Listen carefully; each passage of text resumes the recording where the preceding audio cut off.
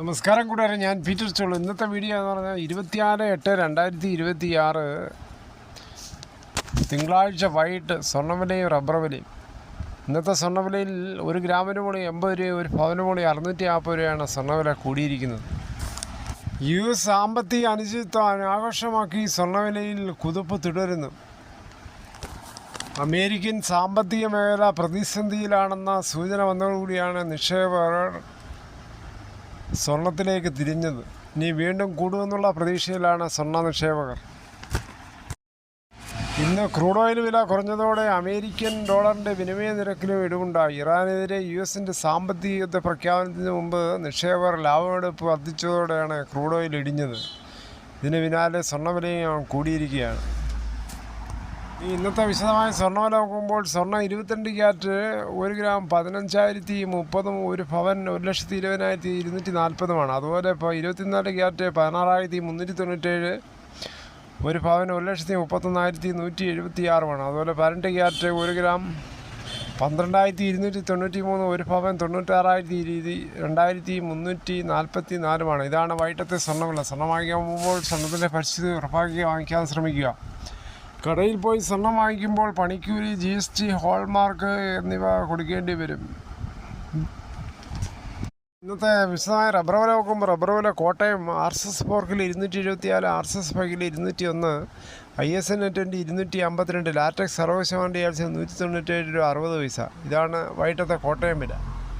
കൊച്ചിയിൽ നോക്കുമ്പോൾ RSS ഫോർക്കിൽ 274, RSS 5 271, അകർത്തല വില നോക്കുമ്പോൾ RSS ഫോർക്കിൽ 277, RSS 5 264. വിദേശ വില നോക്കുമ്പോൾ ബാങ്കോക്ക് RSS 1 274 0.5 പൈസ, RSS 2 272 30 പൈസ, RSS 3 270 69 പൈസ, RSS 4 269 81 പൈസ, RSS 5 269 38 പൈസ.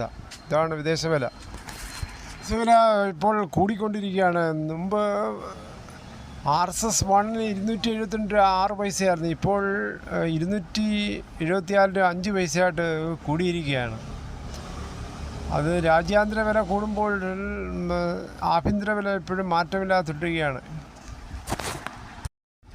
കലയും സംസ്കാരവും രുചിയും ആഘോഷവും ഒരുമിക്കുന്ന സംസ്ഥാന സർക്കാരിൻ്റെ വാരാഘോഷത്തിന് ഇന്ന് ആഗസ്റ്റ് 24 തുടക്കമാകും.